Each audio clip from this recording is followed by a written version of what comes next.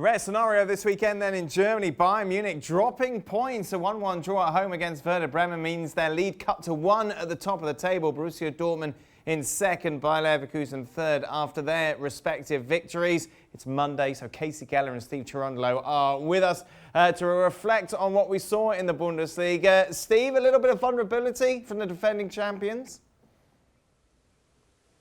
Yeah, absolutely. I think it's maybe a little fatigue setting in as well. This fixture date right in between Champions League week and a national break. And I do think this year, looking towards the title race, it's great to have a few more teams involved because it's really Bayern's title for the taking, as it has been for the last 8 years. And so any more competition they can get should make this more interesting. A lot of eyes on US international Josh Sargent in this game, Kasey. I thought he gave himself a lot of credit. Yeah, very much so. I think particularly in the first half, he had a great opportunity where Neuer made a fantastic save, but then really quick to react off of the throw-in, setting up the goal. And Werder Bremen were really, in that first half, by far the better side than Bayern. Okay, Bayern had a response in the second half, but it's excellent for Josh because there was so much talk about potential. And at some stage, potential has to transform into progressiveness and getting yourself out there and getting goals and assists. And we're seeing that transformation from Josh this season in particular. And so it's great to see, and hopefully he just continues that as Werder Bremen barely survived last season and this year look much better.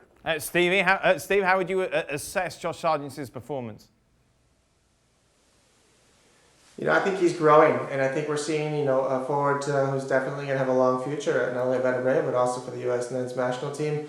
In the early stages of his career, he obviously relied a lot upon his athleticism, his ability to run and jump, and to compete. But now you're starting to see his soccer IQ coming out. He's learning from his experiences. He's learning playing against, at a very high level, playing against good center backs week in and week out. Especially this goal that he helped set up. He used his body well against Javi Martinez, who's an extremely experienced player who's won everything on this planet there is to win.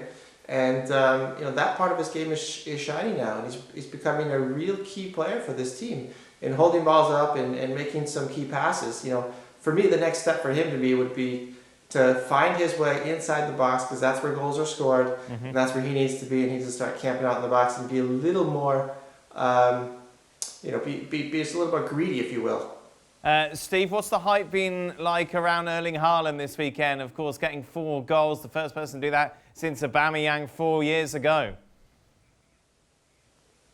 Yeah, he's so exciting. He's fantastic to watch. But for me as a coach, from my standpoint, he gives you so much more than that. He works hard against the ball. He creates his own chances. He doesn't need very many chances to score. He knows where to be in the box. He is a game changer, and he is the future. He is going to be, in my opinion, the best number 9 in the world. As soon as Robert Lewandowski starts to slow down a bit and loses a step, he is the future of the center forwards. Well, thank you very much for watching ESPN on YouTube. For more sports highlights and analysis, be sure to download the ESPN app. And for live streaming, premium content, and let's not forget as well, ESPN FC 7 days a week. Subscribe to ESPN+.